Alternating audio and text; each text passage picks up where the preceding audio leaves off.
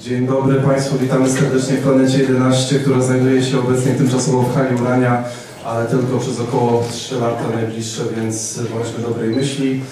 Natomiast póki co jesteśmy tutaj, czyli w hali, jak Państwo już się może rozejrzeli, jest to taka sala konferencyjna, z której możemy korzystać i z której korzystamy. Więc bardzo się cieszymy, że dzisiaj akurat takie wydarzenie, no może trochę inne, nietypowe, jak na krótką historię Planety 11 w tym miejscu, bo tu jesteśmy od 3 kwietnia dokładnie. Pierwszy raz będziemy mieli takie wydarzenie, które będzie miało w sobie elementy muzyczne, będzie muzyka, będą tańce i nie tylko, więc dużo naprawdę atrakcji przed nami. Duch Irlandii, tak nazywa się to wydarzenie.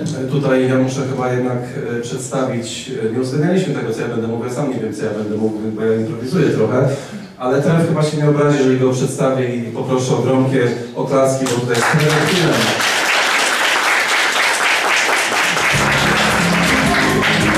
Nawet jakaś muzyka poleciała, nikt tego nie przewidział, ale tym lepiej, im więcej się dzieje niespodziewanych rzeczy, tym jest ciekawiej. Trefil po raz drugi z rzędu, drugi rok wspólnie z nami organizuje wydarzenie promujące kulturę brytyjską. Duch Irlandii, tak jak wspomniałem, tak się nazywa dzisiejsze wydarzenie kulturalno-edukacyjne. Będzie, tak jak wspomniałem, trochę muzyki, trochę śpiewu, trochę tańca i myślę, że w takim razie pierwszy element, pierwsze wydarzenie, pierwszy show dzisiejszego popołudnia to właśnie będzie taniec. Zaczniemy od tańca irlandzkiego w wykonaniu grupy z Pałacu Młodzieży pod kierownictwem Magdaleny Faszcze. Zapraszamy!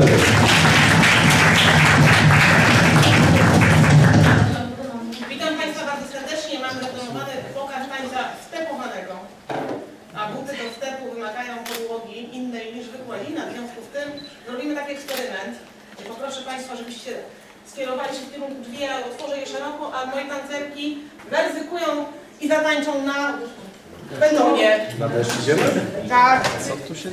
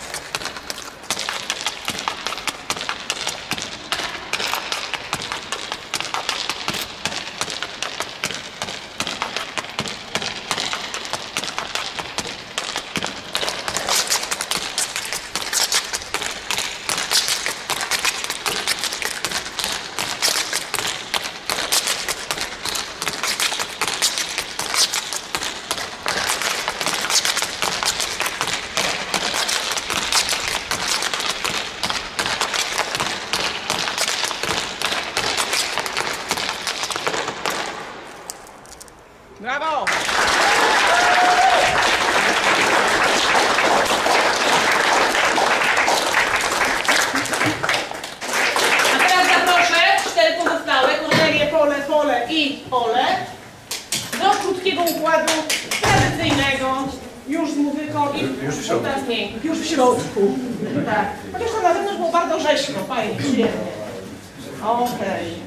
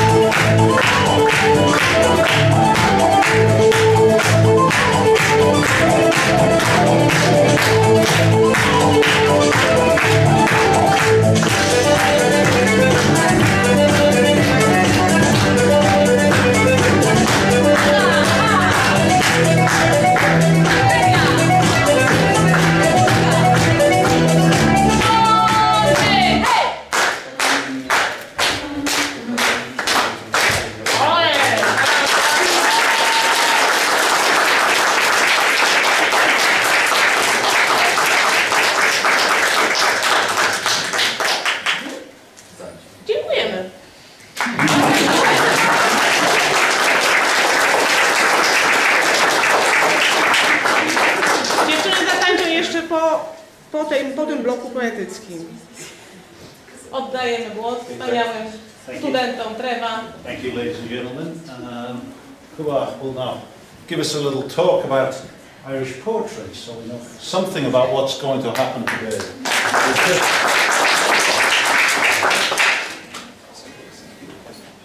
Yeah, well, I'm just going to press the button so you can slam it. Okay. Więc pan Trevor będzie mi przewijał slajdy, kiedy ja będę gadał, więc może zacznijmy. If you could. No.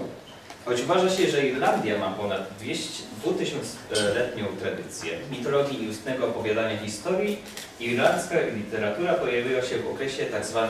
późnej starożytności, około XVII-VII wieku naszej ery, choć istnieją dowody na wcześniejszą kulturę piśmierniczą już w wieku IV. Posługują się tak zwanym alfabetem Oga. Najwcześniejsza irlandzka literatura była w rzeczywistości pisana po łacinie i we wczesnym języku irlandzkim przez mnichów. W ciągu kolejnych stoleci Irlandczycy stali się jedną z pierwszych kultur Europy Zachodniej, która stworzyła pełną literacką formę języka potocznego, zawierającą zapożyczenia z takich języków jak grecki czy łaciński.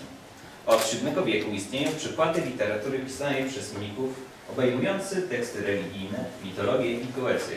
To właśnie dziedzictwo tego okresu będziemy dziś odkrywać poprzez nasz wstęp poezji i muzyki irlandzkiej. Next slide, please. Wczesna literatura irlandzka była w dużej mierze pisana w języku irlandzkim, który znacznie różni się od angielskiego. Jednak zwiększony kontakt z kulturą anglo-normańską i kolonizacyjną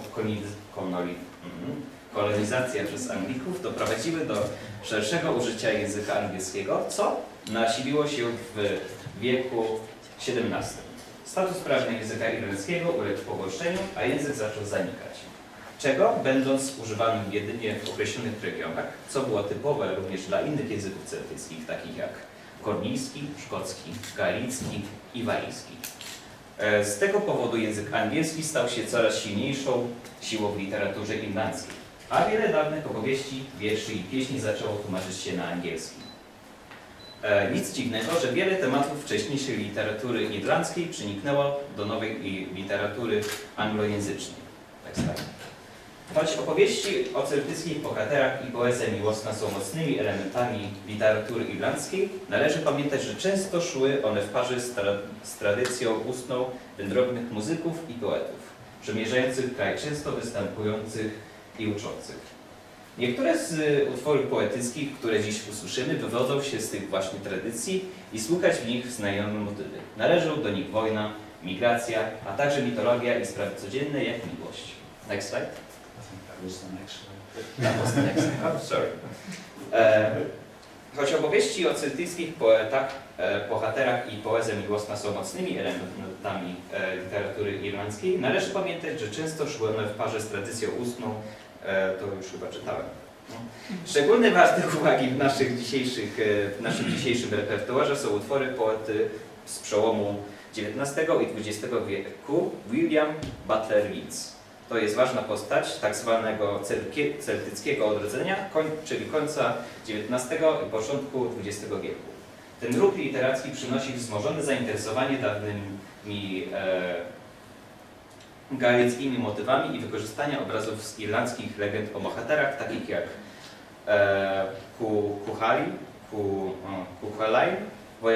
wojownikach Fianna, kulturze wróżek i istotach magicznych. Część odrodzenia była związana z narastającym irlandzkim nacjonalizmem i reakcją na brytyjski kolonializm. Łączyła się również z próbami odrodzenia języka irlandzkiego, sportów gaelickich i bardziej rdzennego pojęcia kultury irlandzkiej. Miała także powiązania z walką o autonomię oraz zbrojny opór wobec brytyjskiego panowania. Niektóre z tych wątków odnajdziemy w pieśniach naszego dzisiejszego programu. Rozpoczynamy utworem Zombie z 1994 roku, napisanym przez Doloresa O'Riordan z zespołu rockowego The Planeta. Piosenka ta stanowi krytykę zbrojnej walki irlandzkich nacjonalistów i sił lojalnych wobec rządu brytyjskiego w ostatnich 30 latach XX wieku, zwanych jako kłopoty, The Troubles. O'Riordan odrzuca przemoc i cierpienie niewinnych ludzi, zwłaszcza dzieci, jako część swojej wizji irlandzkości. Łączy to z wcześniejszymi wydarzeniami, takich jak powstanie wielkanocne z 1916 roku, kiedy to irlandzcy nacjonaliści podjęli próbę zbrojnego powstania przeciwko Brytyjczykom, brutalnie stłumionego. Stało się ono ważnym elementem historii irlandzkiego republikanizmu. Scena przynosi się teraz do wiersza Yeatsa Kołysanka, The Cradle Song, oddającego wiktoriańską sentymentalność XIX-wiecznej poezji. Rodzic wyraża miłość do dziecka, ale przyznaje się, że będzie ci brakować, gdy odejdziesz, być może wskazując na cień emigracji, który łączy się z literaturą irlandzką do XIX wieku. Następnie słyszymy pieśń miłosną Yeatsa Sally Gardens. Romantyczną opowieść o utraconej miłości, temat ten kontynuowany jest w Narglan Road Patricka Kavanaga. Kavanagh był ważną postacią literatury irlandzkiej XX wieku, a ten wiersz został później zaadaptowany do tradycyjnej melodii The Dawning of the Day, stając się słynną piosenką zespołu The Dubliners, a później artystów takich jak Billy Joel, Van Morrison, pochodzący z Irlandii Północnej, czy Sinead O'Connor. Jednak dziś przedstawimy go w wersji bez śpiewu. Ważnym motywem irlandzkiej poezji jest migracja. Podczas Wielkiego Głodu spowodowanego klęską ziemniaczaną w latach 40. XIX wieku i słabą reakcją rządu brytyjskiego. Kiedy zmarło co najmniej 800 tysięcy osób, co najmniej 500 tysięcy wyemigrowało do takich miejsc jak Wielka Brytania i przede wszystkim Ameryka. Trend emigracyjny utrzymał się przez cały XIX i XX wiek, a liczba ludności Irlandii drastycznie spadła, zaczynając się odbudowywać dopiero w ostatnich latach. Wiersz Evan Boland z 1998 roku pod tytułem Utracona ziemia, The Lost Land, zastawia macierzyństwo, irlandzką tożsamość i utratę dzieci poprzez migrację. Kwestia tożsamości irlandzkiej pojawiła się również w wierszu Seamusa Heneya z 1966 roku pod tytułem Kopanie, Digging, w którym przyszły laureat Nagrody Nobla rozważa ważne miejsce Irlandczyka jako pisarza i poety w zestawieniu z tradycyjną rolą ojca i dziadka jako rolników uprawiających ziemniaki na wsi. Wielki Głód łączy wiele wątków irlandzkiej poezji, pojawi się ponownie w piosence Tomiego Makema z 1967 roku 4 zielone pola, po angielsku Four Green Leaves, w której Maken używa dawnego obrazu Irlandii jako matki opłakującej stratę swoich synów walczących o ojczyznę na tle wielkiego głodu i wydarzeń nowożytnych, i w nawiasie 4 zielone pola symbolizują 4 prowincje Irlandii, z których 4, Ulster, w większości nadal należy do Wielkiej Brytanii. Taka ciekawostka. Widzimy tu paralele z innymi współczesnymi konfliktami. Staruszka w pieśni to tradycyjna personifikacja Irlandii. Słowa wypowiadane przez kobietę w pieśni Makema pochodzą bezpośrednio z dramatu Kathleen Mi Hooligan, wcześniejszej sztuki Yeatsa, i do Yeatsa powracamy w fragmencie jego wiersza Wielkanoc 1916, Easter 1916. W powstaniu, które dziś początkowo zakończone niepowodzeniem, zaczepiło ideę dalszej walki. Yeats posługuje się obrazem krwawej ofiary, nazywając ją strasznym pięknem. Następnie usłyszymy utwór Charlesa O'Neilla, The Foggy Dew, wiersz osadzony w tradycyjnej melodii, opłakujący poległych w powstaniu i porównujących ich do legendarnych wojowników Jana ze starożytnego epoku. Mitologia i folklor nadal są znane.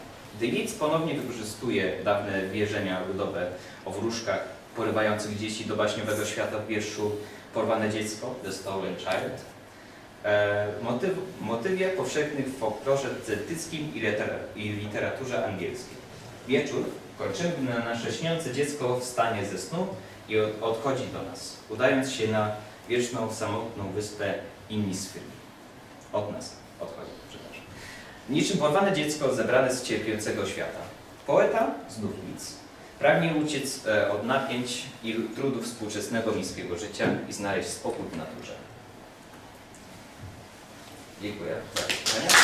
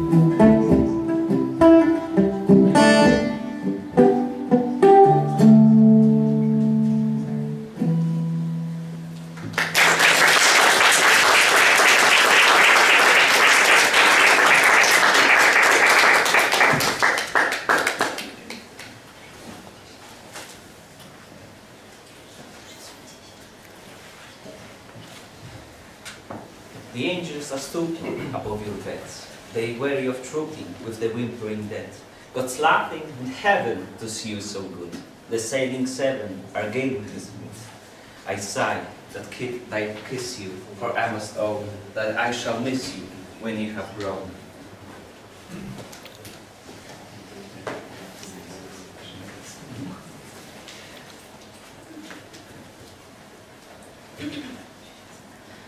It was down by the Sally Gardens my love and I did meet. She passed the Sally Gardens on little snow white feet.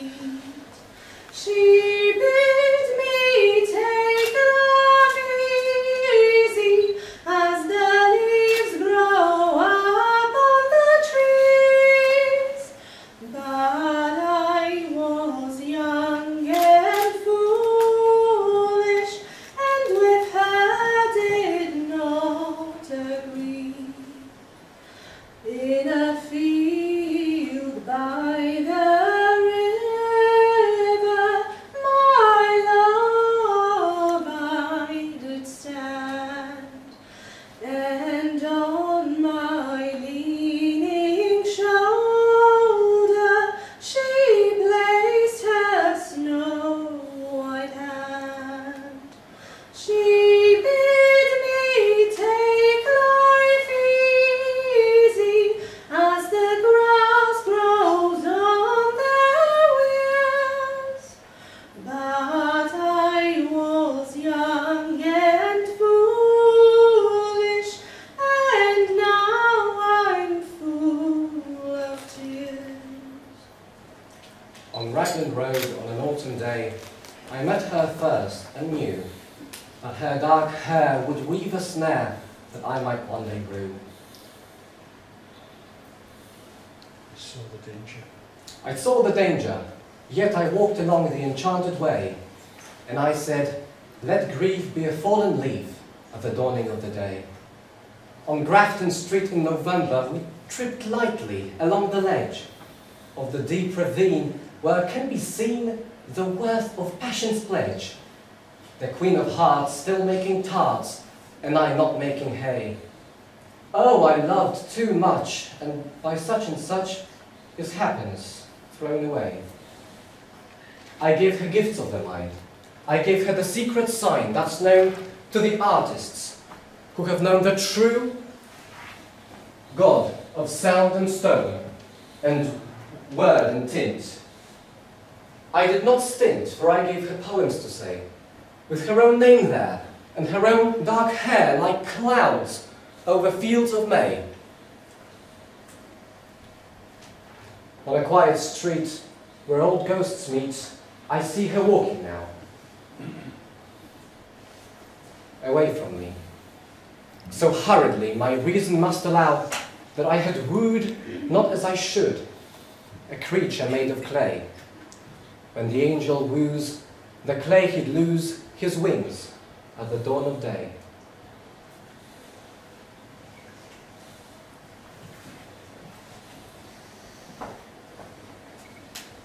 I have 2 daughters. They are all I ever wanted from the earth. All, almost all. I also wanted 1 piece of ground, 1 city trapped by hills, 1 urban river so I could say mine, my own, and mean it. Now they are grown up and far away, and memory itself has become an immigrant, wandering in a place where love resembles itself as a landscape, where the hills are the colors of a child's eyes, where my children are distances, horizons. At night, on the edge of sleep, I can see the shore of Dublin Bay, its rocky sweep and its granite pier. Is this, I say, how they must have seen it, looking out on the mailboat at twilight, shadows falling on everything they had to leave and would love forever. And then I imagine myself at the landward rail of that boat, searching for the last sight of a hand. I see myself on the other world side of that water, the darkness coming in fast, saying all the names I know for a lost land. Ireland, absence, daughter.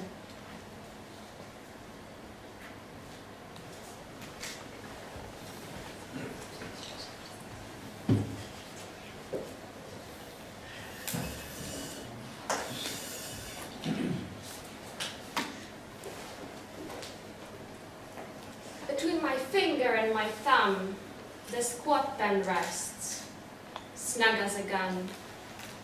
Under my window a clean rasping sound, when the spade sinks into gravelly ground, my father digging. I look down till his straining rump among the flower beds bends low, stooping in rhythm through potato drills where he was digging. The coarse boot nestled on the lug, the shaft against the inside knee was levered firmly.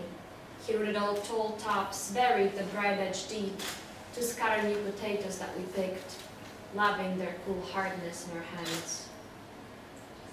By God, the old man could handle a spade, just like his old man. My grandfather cut more turf in a day than any other man on Tony's bog. Once I carried him milk in a bottle corked sloppily with paper. He straightened up to drink me, then fell to right away, nicking and slicing neatly, heaving sods over his shoulder, going down and down for the good turf, digging. The cold smell of potato mold, the squelch and slap of soggy peat, the cart cuts of an edge to living roots awaken in my head.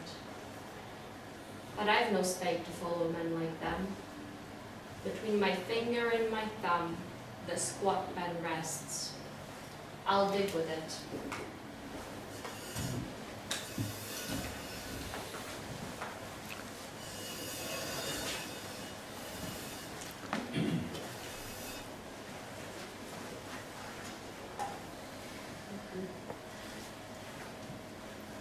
What did I have?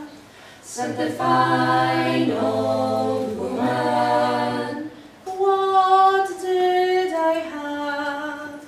This proud old woman did say, I had 4 green fields. Each one was a jewel, but strangers came and tried to take them from me. I had 5 strong sons.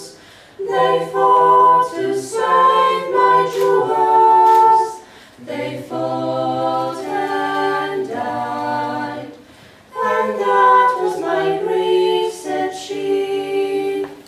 Long time ago, said the fine old woman.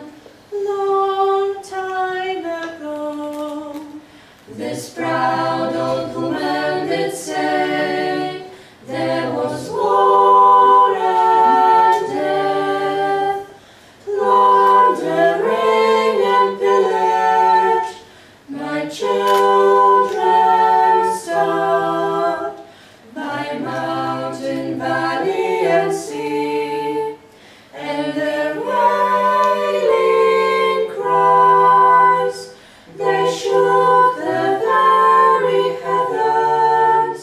My 4 green fields ran red in their blood, said she.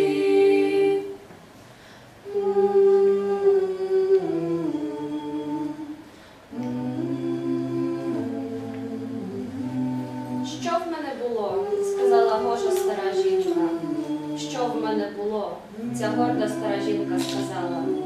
В мене були 4 зелені поля, кожна як самоцвіт. Але чужинці прийшли і спробували забрати їх в мене. В мене були Божі сильні сини. Вони боролися, щоб врятувати моє самоцвіття. Вони боролися і померли, і це було моє горе, сказала вона. Давним-давно, сказала Гожа стара жінка. Давним-давно, ця горда стара жінка сказала. Була війна і смерть, плюндрування і розбій. Мої діти голодували при горах, долинах і морі. Їхній струснув самі небеса. Мої 4 зелені поля стекли їхньою кров'ю, сказала вона. Що в мене є тепер, сказала Божа стара жінка. Що в мене є тепер, ця горда стара жінка сказала. В мене є 4 зелені поля, одне з них в путах, в руках чужинця, які в мене це поле забрали. What have I now? Said the fine old woman. What have I now? This proud old woman did say, I have 4 green fields, one of them's in bondage, in strangers' hands, that try to take it from me. But my sons have sons, as brave as were their fathers, my 4th green field will bloom once again, said she. Але в моїх синів є сини, такі ж відважні, як і їхні батьки. Моє 4-те поле знову зацвіте, сказала вона.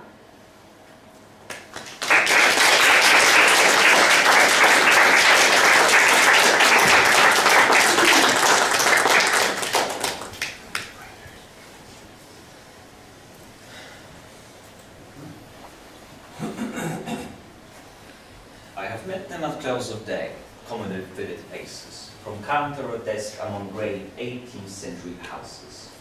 I have passed with a nod of the head, or polite meaningless words.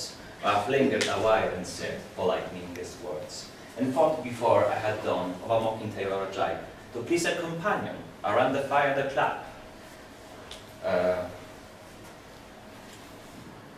Being certain that they and I but lived where motley is worn. All changed, changed utterly. A terrible beauty is born.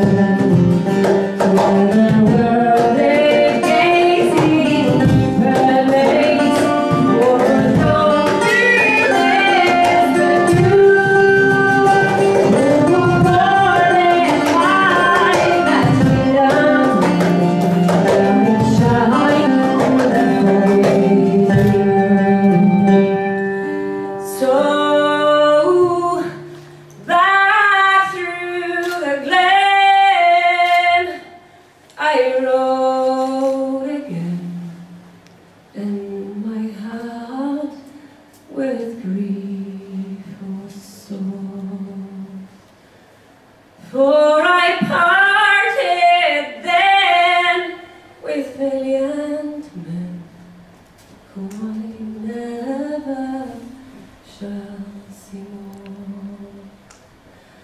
But to and from in dreams I go, and I kneel and I pray for you. For slavery's land of warriors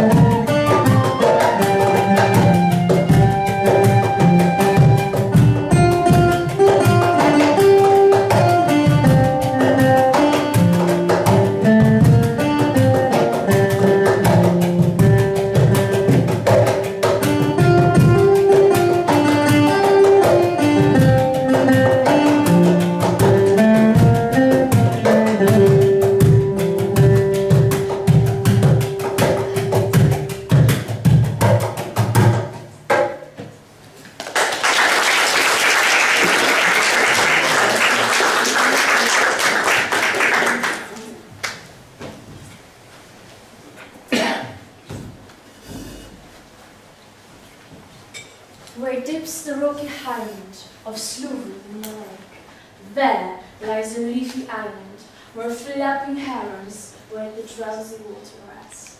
There we've hid our fairy vats, full of berries and of the reddest stolen cherries.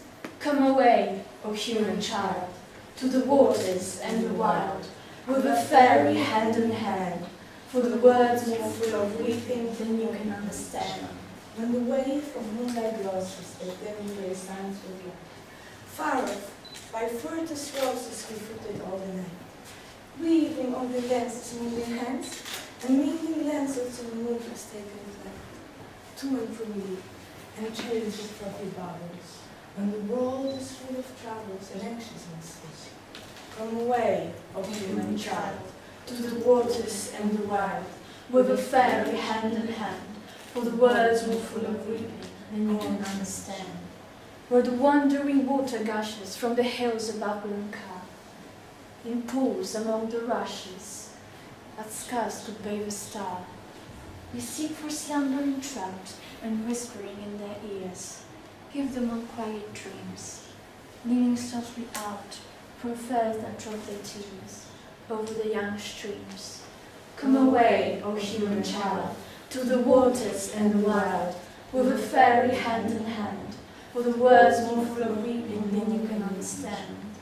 away with us we go, the sun and I. You hear no more alone on the cars or warm hillside, or the cattle on the hope sing peace into his breast, or see the brown eyes ball round and round the old beaches. For he comes, the human child, to the waters and the wild, with a fairy hand in hand, for the words more full of weeping than he can understand.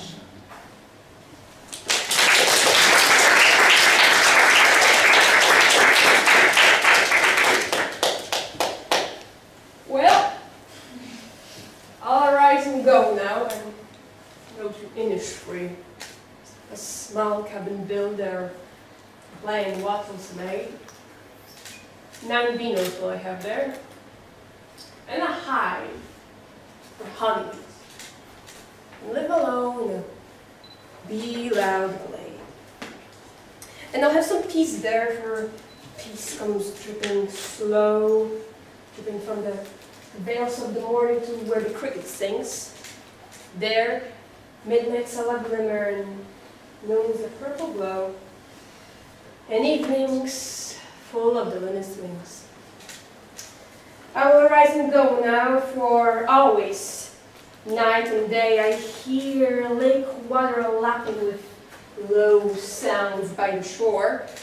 Whether I'm on the roadway or the pavement's gray, I hear it in a deep, hard score.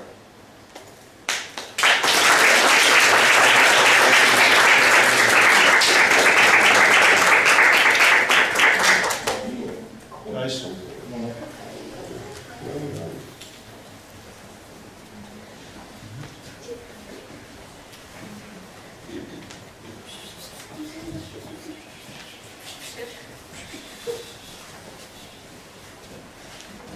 Raz, dwa, trzy.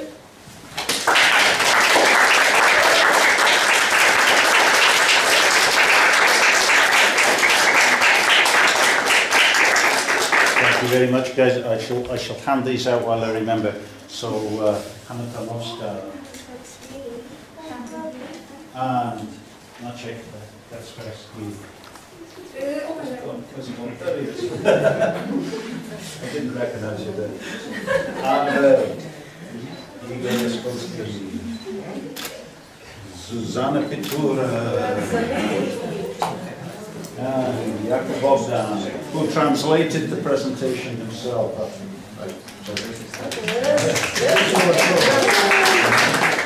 Zuzanna Matuszewska and Larissa,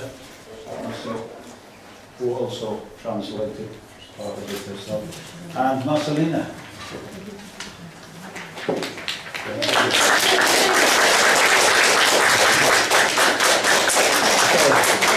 I think the dancers are coming.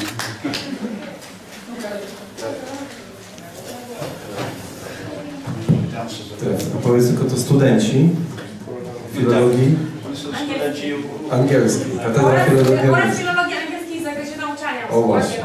Mamy obydwu studentów. Tak, żeby to wybrzmiało, żeby było jasne. Więc dziękuję bardzo studentom Uniwersytetu Warmińsko-Mazurskiego za ten występ, a teraz chyba szykuje się nam odrobina tańca. Dobrze się Państwu bawią na razie? Co za groki okrzyki, co za euforia. Utrzymajmy ten stan na taniec i zapraszamy.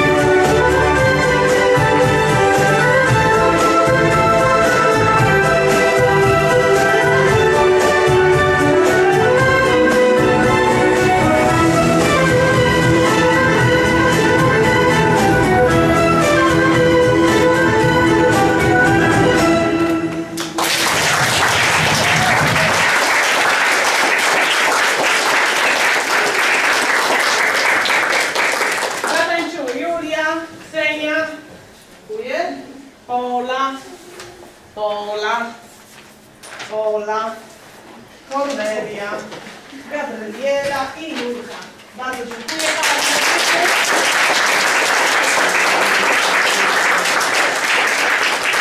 Dziękuję bardzo. Oddajemy głos zespołowi.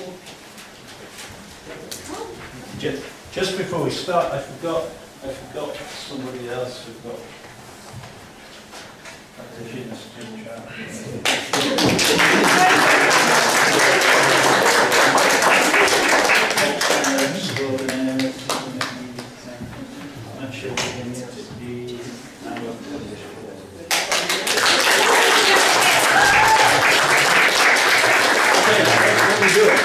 Tony ma.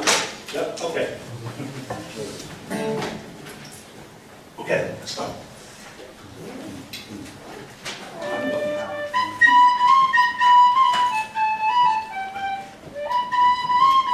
If you want to dance, you can.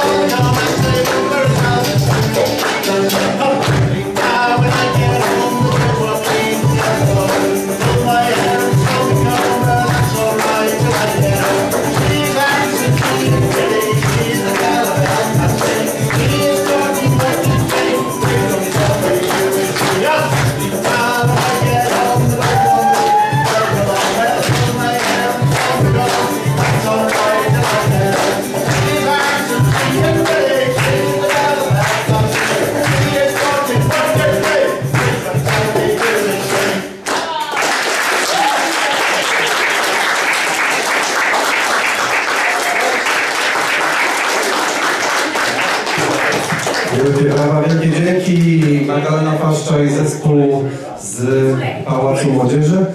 A tutaj słyszeliśmy nawet tyle chwil umie śpiewać, się zaprezentował przed nami. I zespół Projekt. Nie wiem, czy ta nazwa poszła dzisiaj już, czy była powiedziana, czy nie, ale zespół Projekt, tak? Dobrze mówię. I tyle chwil. 26 czerwca widzimy się na dnie. 26 czerwca, święto muzyki, dziękujemy. The next tune is a title of a tune called The Real. W całym mieście będą koncerty, będzie zespół i muzyka. Tak, 26 czerwca święto muzyka, teraz chcę coś powiedzieć. W ogóle powiem Państwu, że jest chyba lepiej niż się spodziewałem. No. Tak się dużo dzieje, muza jest fajna. The next tune is called Cooley's Reel. And a reel is a type of particular rhythm and a dance, and this was written by a guy called Cooley. Hence Cooley's Reel.